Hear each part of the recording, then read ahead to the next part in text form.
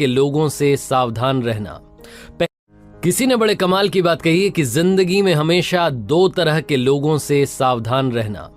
पहले वो जो आप में वो कमी बताएं जो आप में है ही नहीं, और दूसरे वो जो आप में वो खूबी बताएं जो आप में है ही नहीं। कोई संतान नहीं थी, उत्तराधिकारी नहीं चुन पा रहा था, बूढ़ा हो चला था और अब जरूरत थी इस राज्य को अगला राजा देने की। अपने मंत्रियों से बात की तो उन्होंने बताया कि सर आप किसी को अडॉप्ट कर लीजिए। किसी ने कहा कि महाराजा साहब आप तो किसी को अडॉप्ट करने की बजाय किसी को भी आपकी पसंद से चुन करके किसी भी मंत्री को राजा बना दीजिए। राजा को ये सब समझ में नहीं आ रहा था। किसी ने उससे कहा कि कंपटीशन रखवा लीजिए।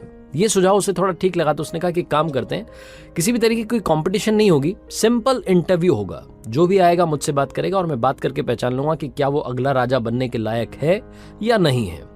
फिर किसी ने कहा कि काम करते हैं, इसमें आप क्राइटेरिया डाल दीजिए कि इस टाइप के लोग ही आ सकते हैं। तो राजा ने कहा नहीं, कोई भी आ सकता है, किसी भी उम्र का व्यक्ति आ सकता है और आकर के अगले राजा के लिए इंटरव्यू दे सकता है। अब ये जो साक्षात्कार वाली बात थी ये फैली पूरे राज्य में, धीरे धीरे लोगों को मालूम चला, गांव में पहुंची, कस्बों में पहुंची, शहरों में पहुंची, तो सब तरह के लोग वहां पहुंचने लगे राजमहल में। एक छोटा सा गांव था, वहां एक लड़का किसानी करता था, खेती करता था। उसे जब ये बात मालूम चली तो उसने अपने फादर को बोला कि मुझे भी जाकर के एक बार इंटरव्यू देना है। तो उसके फादर ने कहा कि देख लो, मुझे नहीं लगता कि कुछ हो पाएगा। तो उस लड़के ने कहा एक बार कोशिश करता हूँ। लड़के के घर वालों ने उसको हाँ कह दी। अब वो तैयार था अगले दिन इंटरव्यू पर जाने के लिए, लेकिन सवाल ये था कि उसके पास में ढंग के कपड़े नहीं थे। अब जब ढंग के कपड़े नहीं थे तो उसको अंदर से वो घिन आने लगी कि कैसे मैं इंटरव्यू दूंगा, पता नहीं मतलब राजा को जब वो पहली बार मुझे देखेंगे उसके बाद ही उनका इंप्रेशन क्या होगा, वो जम नहीं पाएगा मामला। उसने अपने फादर से कहा कि क्या कुछ पैसे मिल पाएंगे, घर में ज्यादा पैसे भी नहीं थे। जैसे तैसे उसने उधारी करके कहीं से भी जुगाड़ करके एक अच्छा सा जैकेट बनवाया। पुराने से कपड़े थे, फटी सी शर्ट थी, पुरानी सी पैंट थी, उसके ऊपर वो अच्छा सा जैकेट डाला और इंटरव्यू देने के लिए वो जो नगर था जहां पर उनकी राजधानी थी, राजमहल था, वहां निकल पड़ा। रास्ते में जाते आते सोच रहा था कि क्या सवाल पूछे जा सकते हैं, किस किस के मुझे जवाब देने होंगे। बहुत सारी अंदर, जो कि हर इंसान के साथ होता है, जब भी हम इंटरव्यू के लिए जाते हैं बहुत कुछ माइंड में चल रहा होता है। वो जो नगर था वो आ ही गया था, परकोटा दिख रहा था।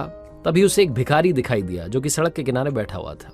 सर्दी का मौसम था, ठिठुर रहा था और उसने इस लड़के से कहा कि बाबूजी क्या मेरी मदद कर दोगे, मुझे कुछ ओढ़ने के लिए दे करके चले जाओ। इस लड़के के पास में कुछ भी नहीं था, ना पैसे थे, थोड़ा बहुत राशन लेकर के आया था खाने पीने के लिए। इसको लगा कि ये तो खाने पीने से तो काम चल नहीं पाएगा, इसको तो कपड़ा ही चाहिए।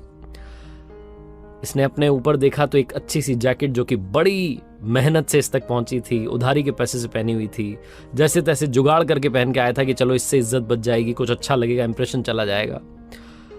इसके मन ने कहा कि यही उतार करके दे दो। लड़के ने यही जो जैकेट थी उतार करके उस भिखारी को दे दी। उसके बाद में वापस चल पड़ा आगे। उस नगर में पहुंचा, राजधानी में पहुंचा जहां पर कि राजमहल था। वहां गया, जो राजा के सैनिक थे उन्होंने रास्ता बताया कि यहाँ सराय में जाकर के रुक जाइए। 2-3 घंटे वहां आराम किया। उसके बाद में इसका इंटरव्यू का टाइम आया। बाल बाल बना करके, वही पुराने से कपड़े थे, गंदे कपड़े। मन ही मन सोच रहा था कि पता नहीं क्या होगा, अब तो वो जैकेट भी चली गई है, सब कुछ खत्म होने वाला है, सब बिगड़ गया है। लेकिन कोई बात नहीं, अब यहाँ तक आ गया हूँ, पापा पूछेंगे कि क्या करके आया, तो एक बार कम से कम ये तो बताऊंगा कि राजा साहब से मिल करके आया। तो राजा के कक्ष में पहुंचा, वहां राजा नहीं था। थोड़ी देर के बाद में राजा आया और जैसे ही राजा आया, ये लड़का जो था इसके पैरों के नीचे से जमीन खिसक गई। इसे समझ नहीं आया कि ये क्या हो गया है। वो जो राजा था वो वही भिखारी था जो कि थोड़ी देर पहले मिला था रास्ते में और जिसने इसका वो जो अनमोल जैकेट था वो ले लिया था। वो एक अच्छा सा कपड़ा जो पहन के आया था वो भी उसने ले लिया था। अब इससे बोला नहीं जा रहा था, समझ नहीं पा रहा था कि क्या रिएक्शन दूं। तो इसने बस ऐसे इशारों में पूछा कि क्या आप वही हैं जो मिले थे। तो राजा ने कहा कि हाँ, मैं वही भिखारी हूं जो थोड़ी देर पहले तुम्हें मिला था।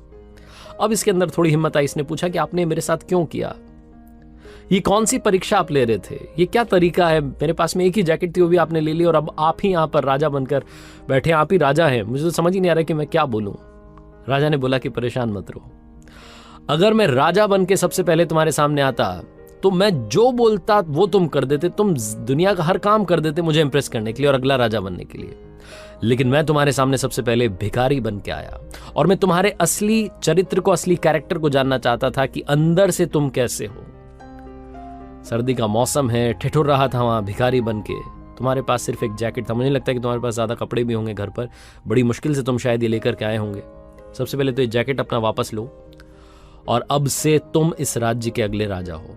तो उस लड़के ने बोला कि आपने तो मुझसे कुछ पूछा भी नहीं, ये कौन सा तरीका हो अगला राजा अनाउंस करने का। तो राजा ने कहा कि मुझे सब समझ आ गया है। जो इंसान दिल से अच्छा होता है, जो बिना किसी स्वार्थ के दूसरे की मदद कर देता है, रिटर्न में जिसको कुछ नहीं चाहिए, और जो अपने पास नहीं है उसके बाद में भी सामने वाले की मदद करने के लिए तैयार हो जाता है, वही इंसान सबसे अच्छा इंसान होता है।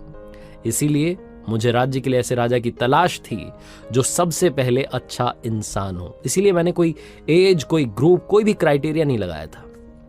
छोटी सी कहानी है, बहुत बड़ी बात सिखाती है। जिंदगी में हम सब चाहते हैं कि सब लोग हमसे प्यार करें, सब हमें चाहें, हमारे बारे में काफी लोग जानें, लेकिन सबसे इंपॉर्टेंट चीज है कि क्या आप सबसे प्यार करने के लिए तैयार हैं, क्या आप सबकी मदद करने के लिए तैयार हैं। बहुत ही खूबसूरत सा मैसेज ये कहानी देती है। जिंदगी में सबसे पहले बनना है तो अच्छा इंसान बनो। और मैंने कई बार अपनी कहानियों में कहा है कि पैसे तो हम कमाते रहते हैं, जिस दिन दुआएं कमाने लगेंगे शायद उस दिन चमत्कार होने लगेगा। और वो जो कहते हैं ना कि 1% जो है वो बस 1% से रह गए, वो 1% वाली जो कमी है वो दूर हो जाएगी और शायद आप मंजिल के पास पहुंच करके वहां पहुंच भी जाओगे और झंडा बुलंद कर दोगे।